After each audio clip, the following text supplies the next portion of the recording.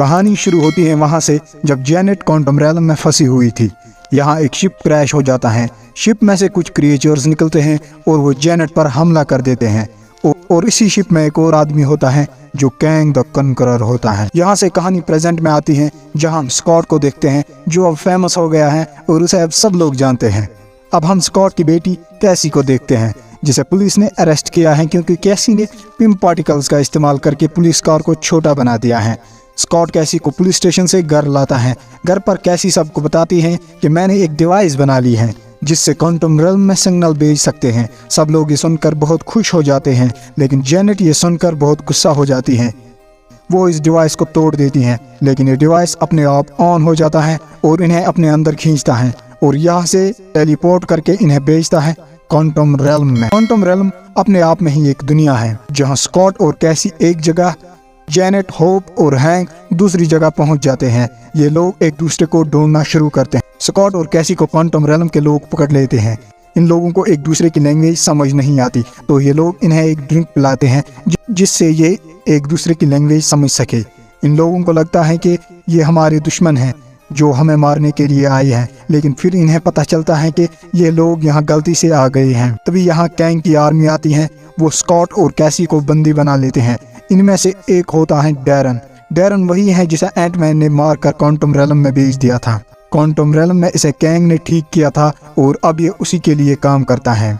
यहाँ Janet, hope और Kang को भी क्वांटम रेल्म के दूसरे लोग पकड़ लेते हैं, लेकिन ये लोग जेनेट को पहले से जानते थे क्योंकि जेनेट यहाँ 25 सालों से थी। ये लोग इन्हें एक उड़ने वाला क्रिएचर देते हैं जिस पे बैठकर ये तीनों एक दूसरी जगह निकल जाते हैं जहाँ ये तीनों वही सेम ड्रिंक पीते हैं जो स्कॉट और कैसी को पिलाया गया था यहाँ के लोगों की लैंग्वेज समझने के लिए। जेनेट यहाँ स्कॉट और कैसी का पता लगाने के लिए काइलर नाम के एक आदमी के पास आती है जो जेनेट को पहले से जानता है। ये जेनेट को कहता है कि कैंग को पता चल गया है कि तुम यहाँ हो और वो तुम्हें पकड़ने के लिए आ रहा है। काइलर भी कैंग से मिला हुआ है। जेनेट, होप और हैंक यहाँ से एक शिप में भाग जाते हैं। अब जेनेट होप और हैंक को बताती है कि मैं अकेली नहीं थी जो क्वांटम रेल्म में 25 सालों से फंसी हुई थी। मेरे साथ यहाँ कैंग भी फंसा हुआ था। कैंग ने इसे कहा था कि मैं एक ट्रैवलर हूँ और मैं यहाँ गलती से फंस गया हूँ। कैंग का शिप ऐसा था जो मल्टीवर्स ट्रैवल कर सकता था, लेकिन इस शिप का इंजन कोर खराब हो चुका था। कैंग और जेनेट इसे ठीक करने की कोशिश करते हैं ताकि ये दोनों यहाँ से निकल सके। इस दौरान इनकी दोस्ती हो जाती है। सालों की मेहनत के बाद इन दोनों ने इंजन कोर को ठीक किया था। शिप स्टार्ट होते ही जेनेट और कैंग का माइंड कनेक्ट हो गया, जिससे जेनेट को पता चलता है कि कैंग बहुत सारे प्लैनेट्स को तबाह कर चुका है। वो यहाँ गलती से नहीं आया था, बल्कि उसे यहाँ कैद किया गया था।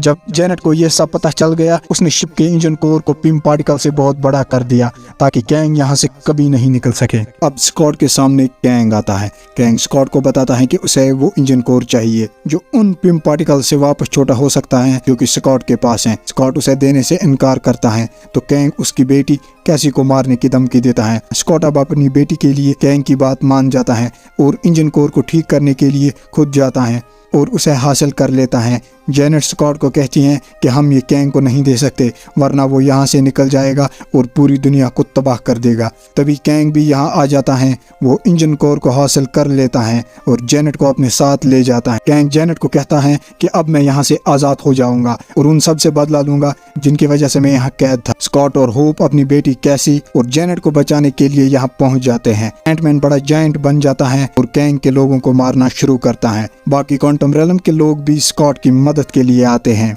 कैंग अपने शिप में यहाँ से निकलने की कोशिश करता है, लेकिन एंटमैन उसे यहाँ से निकलने नहीं देता। अब कैंग इनसे खुद फाइट करने के लिए आता है और वो एक एक करके क्वांटम रेल्म के लोगों को मार देता। स्कॉट और होप उसका मुकाबला नहीं कर पाते। तभी हैंक अपनी एंट्स लेकर यहाँ आता है और एंट्स कैंग पर हमला करती हैं और उसे हरा देती हैं। अब ये लोग अर्थ पर वापस आते हैं। जैसे ही स्कॉट भी यहाँ से निकलने वाला होता है, कैंग उस पर हमला कर देता है।